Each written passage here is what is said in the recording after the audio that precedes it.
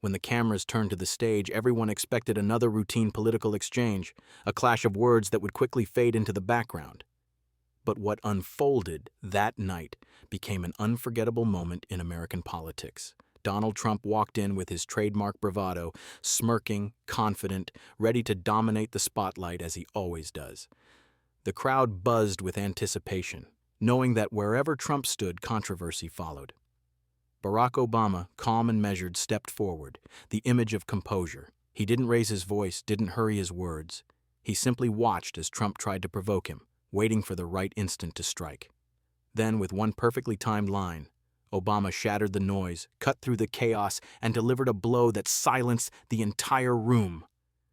The audience gasped, then roared as phones came out to capture the moment. Within minutes, the line exploded online, spreading across every platform, replayed, remixed, turned into memes and headlines.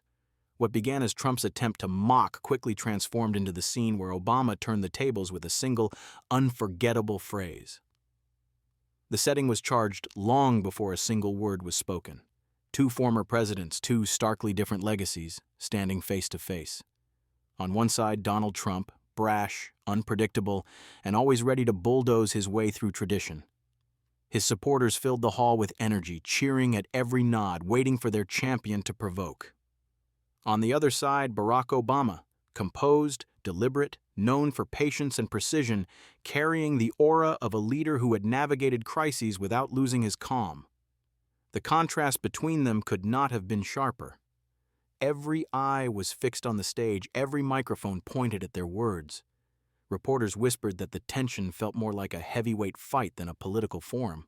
Trump opened with a barrage of remarks, mocking Obama's presidency, dismissing his achievements, and calling him out with the same confidence that had made headlines for years. Laughter erupted from his side of the audience, as if the room already belonged to him.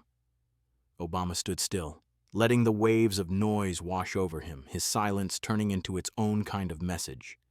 People leaned forward, waiting for the reply.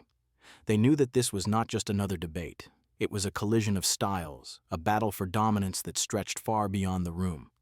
The stage had been set, the participants locked in, and America held its breath. Trump leaned forward, his voice louder now, dripping with mockery. Barack, you had 8 years, and what did you leave behind? Weakness, division, a country more broken than ever. His words hit the crowd like fuel on fire. Supporters cheered, some laughed, and the cameras zoomed in on his smirk, the look of a man convinced he had seized control of the moment. Obama finally lifted his eyes, steady and unshaken. Donald, he said slowly, leadership isn't about making the loudest noise. It's about leaving people stronger than you found them. The room hushed for a moment, tension building in the silence. Trump chuckled dismissively, raising his hand as if to wave Obama's words away.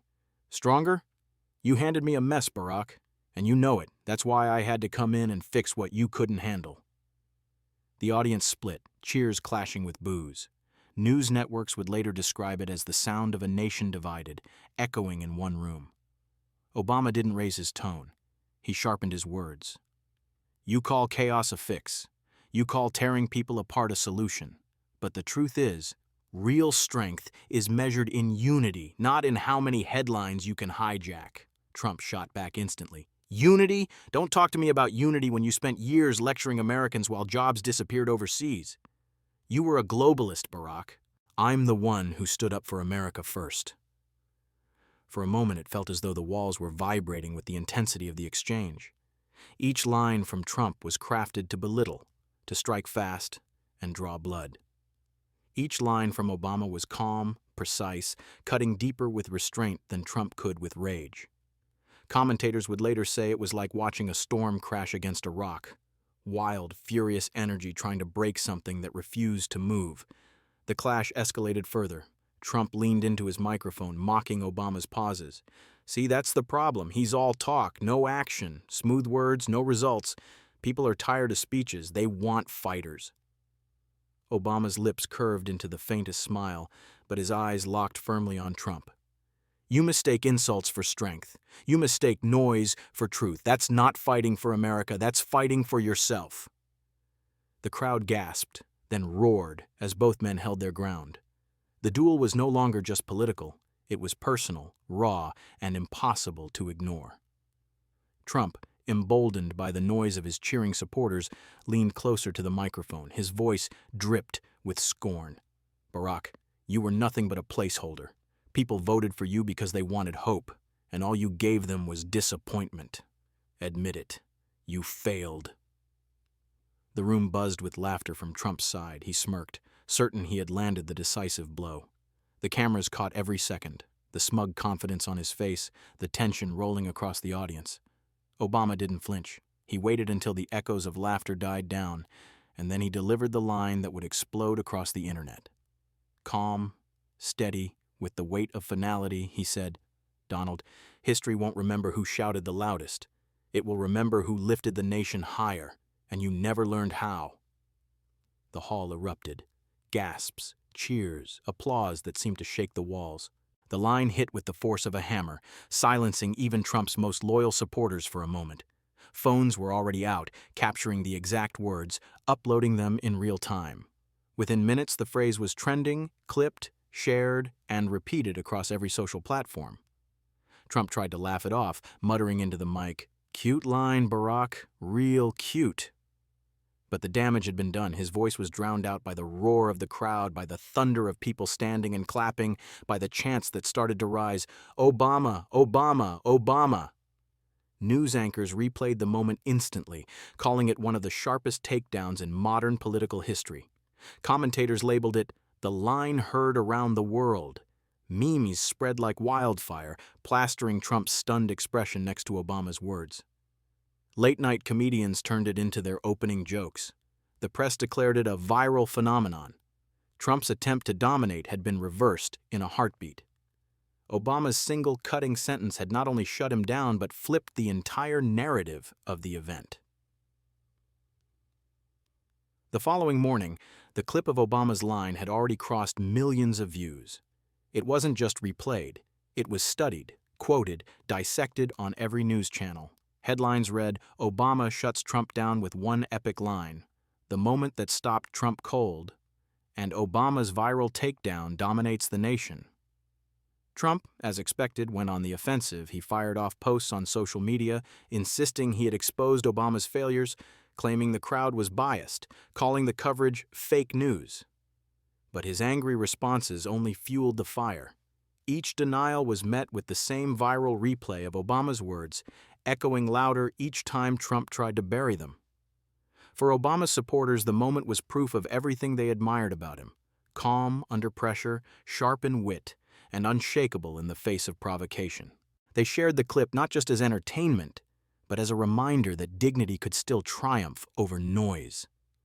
For Trump's loyalists, the event became another rallying cry, a symbol of what they saw as media bias, with commentators twisting a single phrase into a legend. The nation divided once more, each side hearing only what it wanted. But one fact was undeniable. The phrase had taken on a life of its own. It was painted on protest signs, quoted in op-eds, used in classrooms as an example of rhetoric, and even turned into viral merchandise. The line became bigger than the event itself, a cultural moment stamped into history. Analysts later said that this was more than just another political spat. It was a reflection of the battle for America's identity, a duel between two visions of leadership.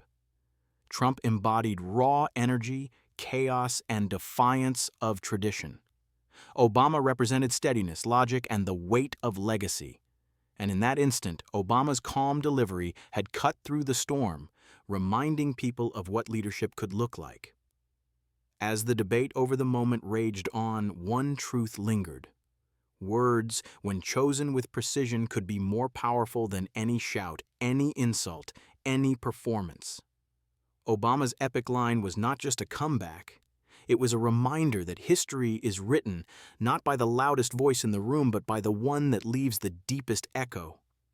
The cameras faded, the stage lights dimmed, but the phrase lived on, repeating endlessly across screens, in conversations, in memory. It was the final punctuation to a night that would be remembered not for Trump's laughter, not for his barbs, but for the moment when Barack Obama shut him down with one line that went viral instantly. and would not be forgotten.